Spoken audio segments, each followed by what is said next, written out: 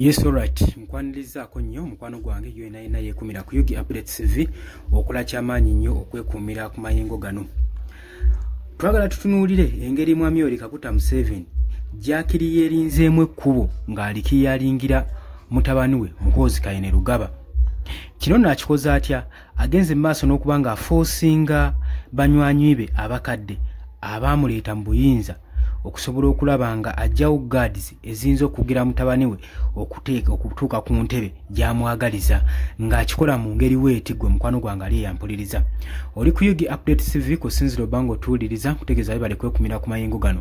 Wabula mu abali mu diaspora mbalamusizaako nnyo era nga mbatumiddeko nnyo omulimu gw'omukolo ogw'amaanyi omusufu okulanga mutuninze in Yugi Updates TV. Kabla gwatana kubanga otweyungako nja kusaba kirya wansi waliwo ekigambo subscribe kikoneko oberenga otweyungako. Nagambye nti nno toyitako buyisi video wabula subscribe nga yikyuka ky'osobola okukola okunyweza oba okubaako n'ettafaali lyeyongedde ku nkyukakyuka kubanga eddoboozi tugenda oteeka kuno twagala likasukibwe wala nnyo lisobole okubanga lituuka ku muntu owa wansi n'oyo gwe nnyini message gwe tuba tugiteereddeko isobole okubanga limutuukako gwe mukwano gwange ali eyampuliza. Kale mukola kya ttendo mukola ky'amaanyi nnyo.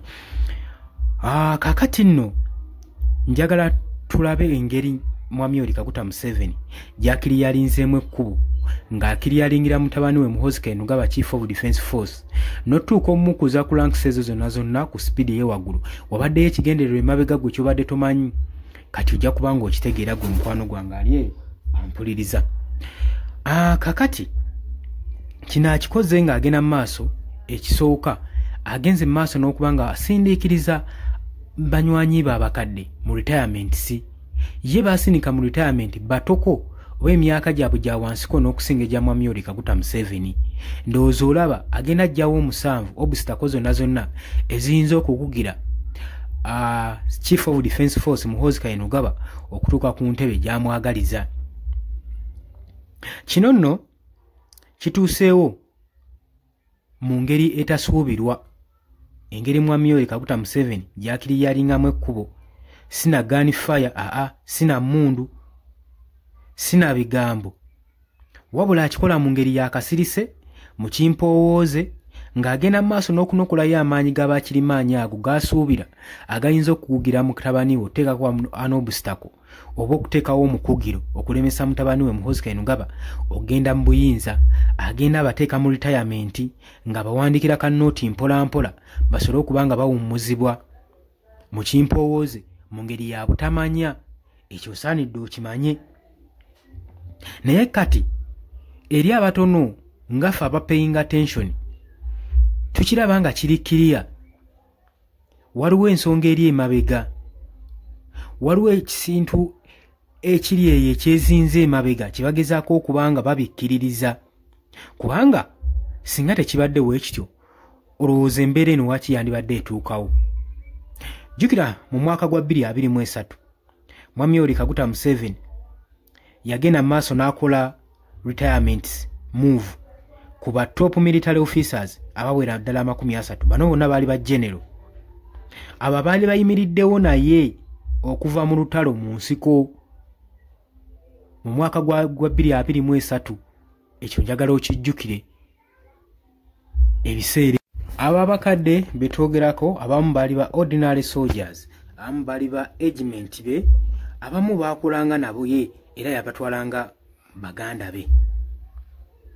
Abasajja nga General David Muhoozi saako ne General Peter Elweru bano no bacentralizingibwa mu UPDF mu Uganda People's Defence Force operations. Operation nne zaali ez'amaanyi naye kyannaku bonna baagenze. Golowooza nsonga ki eri emabega.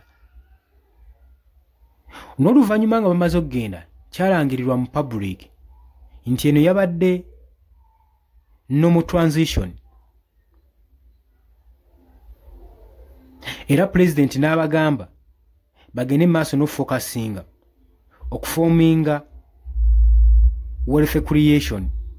Naye ng'ekiri emabega message eyali emabega wa kino oba w'enkola eno baali bagezaako nnyo gibikkirira bannayuganda obutakimanya era obutakitegeera. Tujjukira bulungi nnyo mu mwaka gwa 2024 plan yajja ng'erikkiriya nnyo ku General Muhoozi Kainerugaba mutabani wa Mwami Yoweri Kaguta Museveni bwe yalondebwa nga Chief of Defence Force. Gulowooza ekyo kyokka tekikulaga ki ekyakigenda maaso n'okuzimbibwa ku mulundi guno gokka kino tekyali incident, tekyagwawo bugwi, ate eno teyalina retire, wabula kano kalinga kabonero akagala okubeera nga kateekawo omwaganya eri General Muhoozi Kainerugaba Chief of Defence Force okusobola okulaba nga atuuka mu waatwa gw'obuyinza. Kakati mu June 2025 Muhoozi yafuulibwa fule komanda. Oba okitegeera kino no kikuyigiriza ki? Kikulaga enkola Mwami Yoweri Kaguta Museveni n'obubadi bwakozesa okusobola okulaba nga agenda mu maaso n'okuyisaawo mutabani we Mwami Muhoozi Kainerugaba. Bagirabanga change mu succession ibo mu by'okusikira, bakirabanga Mwami Yoweri Kaguta Museveni ayagala okusikisa mutabani we, naye ate abalala bagenda maaso nga bateekamu pressure ku opposition, naddala ku ddoboozi eriva mu opposition nti baagala kubanga bali sirisi era nga baliziika. Era abantu bagenda maaso n'okwewuunya nga beebuuza politics, line ya politics ne military. Naye ng'ekifaananyi eky'amaanyi ekigenda maaso n'okusiigibwa, Museveni teyapolomotinga apolomotinzi mutabani we nti ow'okuba ayagala abeere ku high rank, ow'okuba obanga ayagala agende mu maaso n'okulitaalinga gye bujjako mu maaso nga wazzaakola abajenerali bano abalala, wabula alina enteekateeka gy'amuteekerateekera asobole okuba nga alumba entebe. Akageri gye kiri nti nno ye awedde ku mpagala era ng'amaanyi gamuwedde, asuubira mutabani we y'aba asikira entebe eno. Era bajja bakulaga policies ez'enjawulo, forms ez'enjawulo n'amateeka ge bagenda maaso n'okuyisa kati ng'ali ne lya UPDF Amendment Bill.